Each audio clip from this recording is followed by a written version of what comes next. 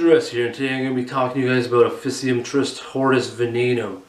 Now, I think this album is a masterpiece in my opinion, and it opens up with a fantastic track, Behind Closed Doors. Now, I love the immediate fear that is delivered in this opening track. It instills a consuming sort of misery and terror with its intimidating potency of these all-consuming chords and harsh vocals with horror-piercing synths. And from behind these closed doors eventually strolls in the shadow of death I felt, really consuming me in the form of this compelling, stunning lead melody that kind of just caresses and dances with the soul and gives a bit of relief and contentment into the song from all the intensity of the overall atmosphere and emotions in it, and then you kind of get this relaxation or relief and contentment, like I said, from this stunning lead that just kind of dances there. It's a really unique track. I love all the mixtures of everything going on, so much depth to this opening track from Behind Closed Doors. This song is really good opener, and followed up by another great track in my opinion, My Poison Garden. I really liked a lot of the guitar work here and the atmosphere that this one sets, but I wanted to spend, if I spent all my time talking about these 6 songs, I'd be here for 20 minutes, and I really dove into a song, my must listen to, Anna's Woe. Now, Anna's Woe contains countless aspects that come together to create an epic piece of bleak sorrow, beauty, hope, and glowing serenity. And unbelievably, in one bar, Officium Triste, captured that sorrowful pain along with the hope and beauty. Just in one sequence, one bar, it was absolutely uncanny. I'm going to try to explain, what I felt there. The melody and guitar chords become, gloomy and dark, and they really bestow like a really bleak, overall atmosphere with specific notes and synths, modulated and coming together. Then a couple of notes and chords later, we swim to the glistening surface of these sort of shining, more passive emotions, and we're embraced by these serene emotions and atmosphere and music there, all coming together in like one short sequence of bars. And I just thought that was uncanny what they were able to create so quickly and so drastically with these two varying, very different spectrums of emotions and atmosphere here. I just thought, that was amazing in Anna's Woe. And also the drum work. The drums are some of the most influential drums I've ever heard. You got dynamic force, timing and sequences behind the tom were created, a potent but also at times a weakening effect in one's soul. The amount of give and take the drums helped deliver to the emotions and the music was really powerful. Just overall brilliant when and how the drums were delivered in this track. I thought that was just amazing. The drum work, Niels Jordan, he did absolutely great job on that. Wow, incredible. I just thought that was an amazing piece of drum work in my opinion on Anna's Woe. Overall, this song is just amazing in my opinion. Obviously, you can tell by what I'm saying, the emotions and atmosphere are just uncanny. A beautiful contrast of sorrow and heavenly acceptance in there was what I gathered from like visuals and stuff.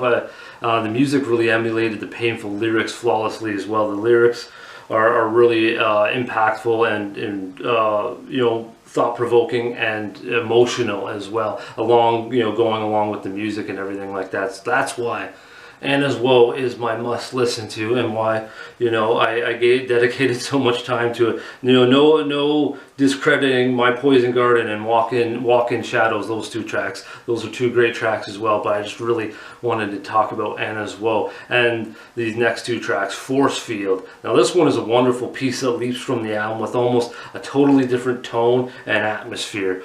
The tempo at times soars with great vigor, and also at times the rhythm and lead where it casts this sort of sky of warmth and radiance, kind of like the way Anna's Woe has that mixture of like glistening sunshine like I got today and gloominess. Force Field kind of has that feel with it at times. The vocals may be harsh, but I felt like the lyrics strive forward to the very end with a lot of potency and very audible. Like I said, the vocals are harsh, but they're very audible. You get to really feel a lot of what the vocalist is doing here. I also felt like the solo was unique in this one. I felt like this piece stirs some excitement and triumphance, the emotion of the track and the music. I just thought that the solo really stood out as well, quite a bit from the rest of the work on the album, which I thought was really unique, but it fit as well. It didn't kind of go off like too wild and crazy like a Judas Priest solo or something like that. It just really fit, even though it kind of felt different. It gave you sort of maybe some potency or some, you know, thriving energy. Now I'm on to the closing track, Angels with Broken Wings. This is an epic track, beautifully consoling. Atmosphere embraces the soul very nicely. The cello, I felt, kind of comforts you. The rhythms mend your broken wings. The lead guitar work lifts your head and carries you off to illumination. But I felt like the interlude was an interesting touch because the song feels like finality of life. That's what definitely how it spoke to me lyrically in the theme here. But yet the interlude brings in the strength to fight on and continue to traverse with this odyssey of life, or traverse, you know, to you know, the starways or to heaven and things like that. So it's a unique balance, kind of like Anna's Woe. It has this sort of, you know, passive, positive moment where it's like reaching on and like heavenly acceptance, but you also have the darkness of the overall lyrics and theme that you get in Anna's Woe. But you get that here in another form from Angels with Broken Wings. It's just kind of done differently and done in different pieces like that. It's just really impressive, I felt, what Officium Triste, you know, captured in Hortus Venenum, in my opinion. Absolutely killer album. Like I said, as I could have gone on about all these songs. My Poison Garden has a wicked section towards the end of the song there, just awesome riffs. And Walk in Shadows is another great one. I like the darker, slower, sort of doomy atmosphere in that one. But just a wicked album, in my opinion.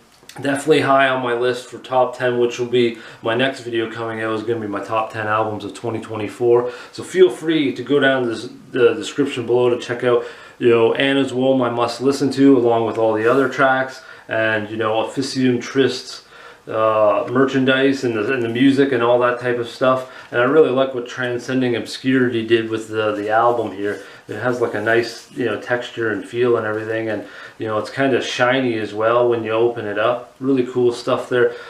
Just a fantastic album. I hope you guys give it a listen. Really enjoyed this. Until next time, folks, how about some heavy listening?